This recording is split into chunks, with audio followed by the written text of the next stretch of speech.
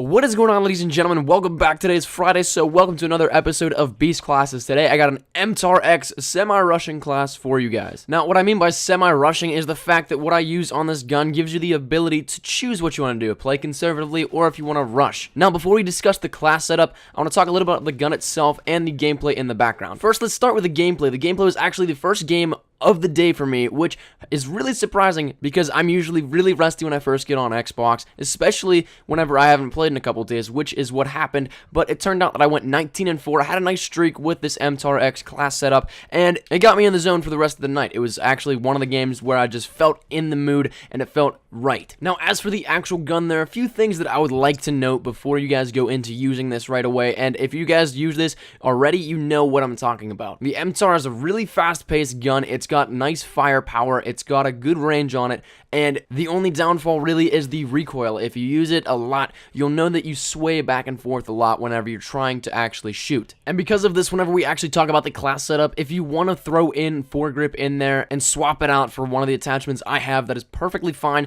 I just don't use it because I've finally gotten used to the recoil on the gun. Now, as for the actual class setup, what I run with my MTAR is a red dot and a muzzle brake. Red dot just because I like seeing exactly where I'm shooting. The iron sights I'm not too big a fan of, but that's just my personal preference. Like I said, you can swap that out with anything you want, whether it be foregrip or another sight. Anything you want, really. Muzzle brake is the one thing that I would actually keep on it, though, because it gives you a higher distance and a higher rate of damage at long range, and close range it adds a little bit more to the damage. Now, it's very rare that I run a tactical on a class, but I do have the 9-bang equipped on this. Like I said, this can be something that's swapped out as well if you want another perk, but the 9-bang I just have equipped just in case I need to get in and out of an area and flash some enemies so that they don't know where I'm at, or I want to get some easy kills and they're just completely stunned.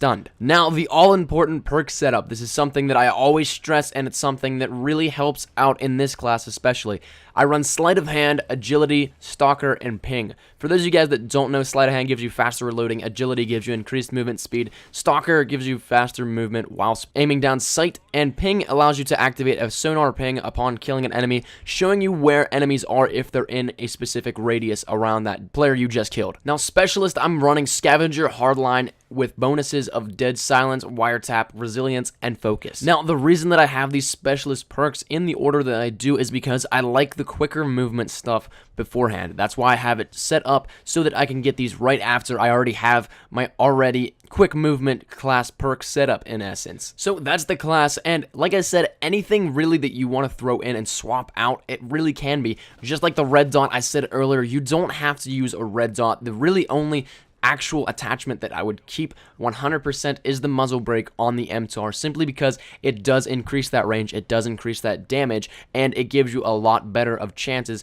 in gunfights that you may or may not have the better chance of winning. Now, here's the big thing. Where is it practical? I can give you guys a first-hand testimony of where it actually works. I use this class setup in all of my competitive games. Whenever I play a competitive match, whether it be domination, blitz, or search, I'm going to be using this class more often than not. Reason for that is the muzzle brake. A lot of you guys, if you do know competitive, muzzle brake is one of the most used attachments in it. It adds that extra damage and range that is really, really helpful. Now, as for other practical uses, it depends on what your game style and gameplay type are. Like I said earlier, this class is built to be a semi-rushing / conservative class. It depends on what you want to do. And the thing that I really recommend is actually being able to go for objectives with this class. It's going to give you the ability to fend off enemies that are coming towards you while you're, say, capturing a base or something, or going for a blitz score, anything like that. Whenever you do, you're going to have the extra firepower and extra range of this muzzle brake, you're going to have the accuracy of the red dot, and then you're going to have a lot more firepower and fire rate because it is the MTAR. But that's about time, ladies and gentlemen. Thank you guys so much for watching. I hope you did like this class.